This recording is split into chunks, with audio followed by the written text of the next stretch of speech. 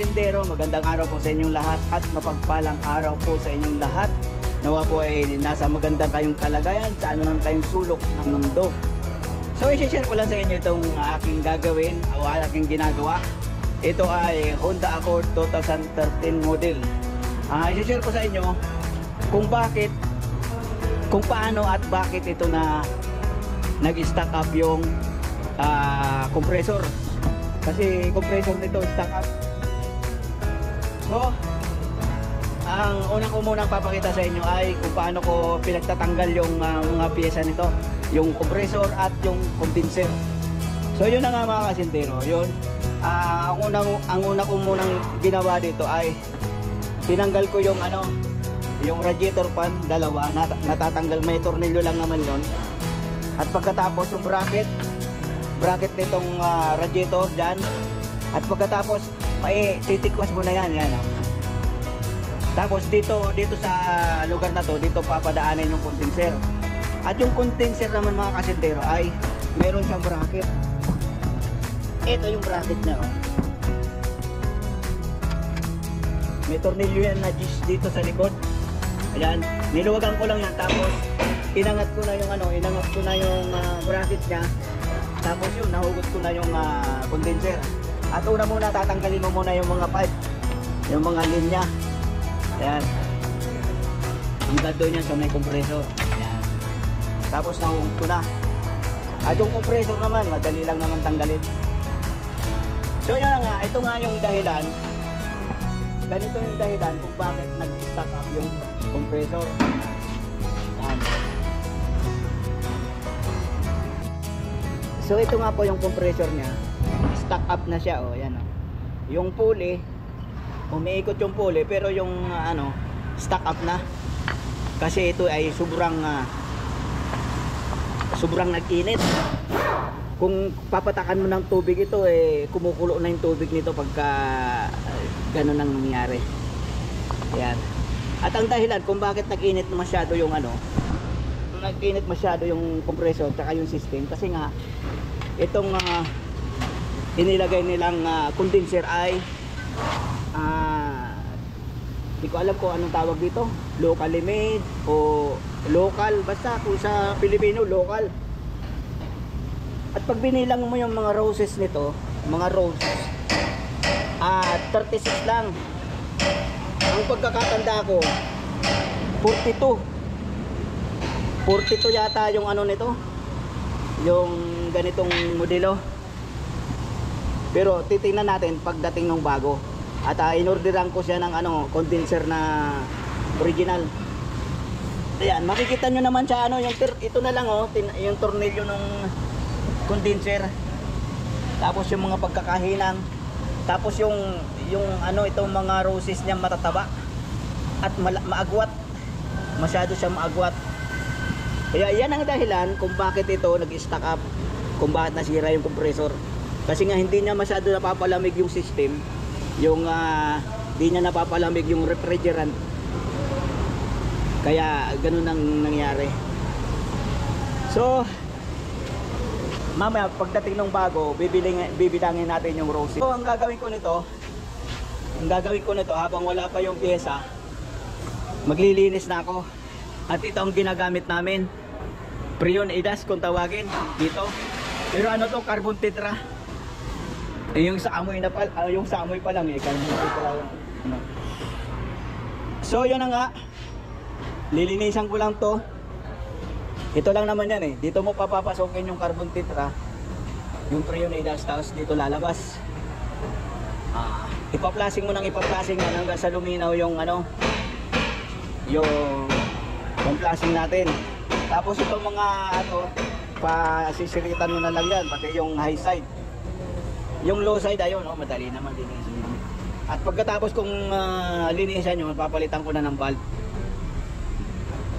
Palibasa nga nag-stack up yung ating compressor, kailangan natin magpalit ng expansion valve. Palit system na rin, hindi mo lang papalitan yung mga pipe na ito.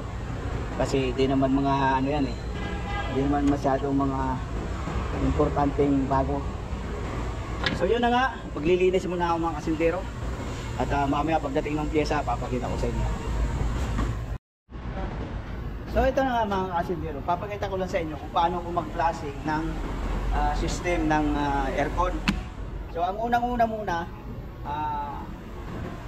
papapasukan ko ng carbon tetra doon sa loob ng system pagtapos sasahunin ko para makita ko kung gaano karami yung system. At pagkatapos, so pinakahuli, sasahurin ko ulit para makita ko kung malinis na nga. So ganito lang aking gagawin.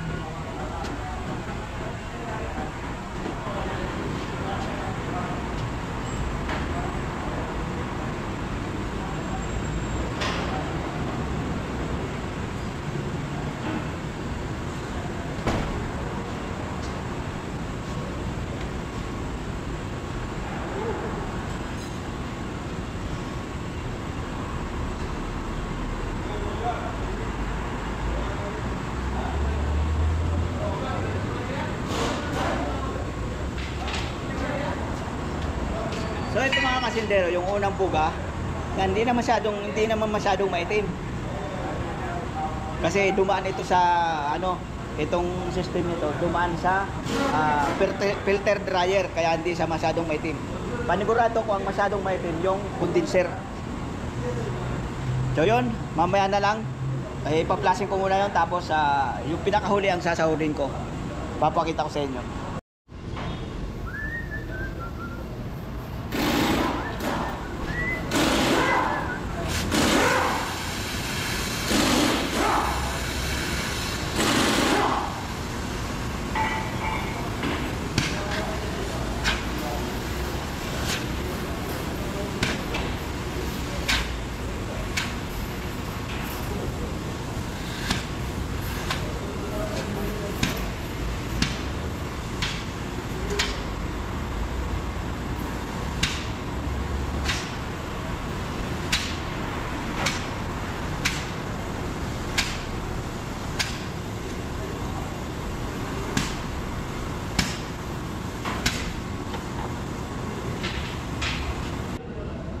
So ito na nga mga kasindero, ito yung pangatlong buga. Tatlong buga ang ginawa ko para sure na walang rebaba na matitira sa system. So yan yung malinaw na malinaw. So ngayon hintay na lang natin yung pyesa nito, tapos kakabit ko na lang. So ito mga kasindero, papakita ko sa inyo yung unang buga natin. Ayan tumining siya, yung pinakailalim nitong bote. Yan, nakikita nyo mga itim-itim na yan, ribaba yan ng compressor. Maliliit lang siya na molecule, maliliit lang siya. Yan yan yung na grind, yan yung na grind na aluminum, kasi yung compressor sa compressor. So ito na nga mga kasindero, yung pyesa, compressor, tapos yung kanyang clutch pulley, tapos ito yung condenser. Binilang ko 100 na 40 piraso, 40 yan. Yan 40 roses. Ito 36 lang, so kulang siya ng 4. Makikita nyo, ito kasi matataba, itong tubo na to, ito maninipis. Ayan.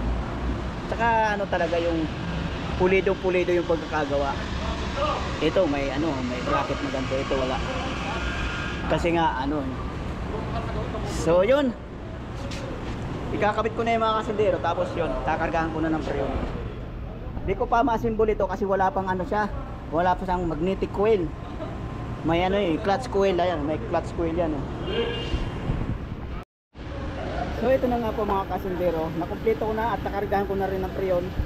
Maganda yung kanyang lamig at yung kanyang reading, di makita, yan ang kanyang reading, napakaganda.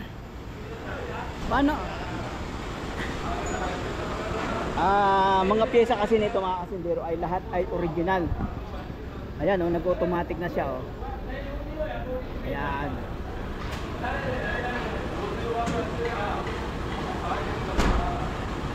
Yan. Mga original kasi mga pyesa nito mga kasindero. Ayan.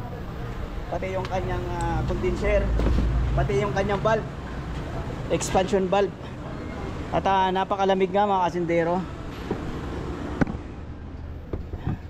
Pasensya na kayo, wala akong thermostor. Yung pang sukat ng lamig. Pero malamig na malamig kasi nga lahat original. Original lahat yung piyesa.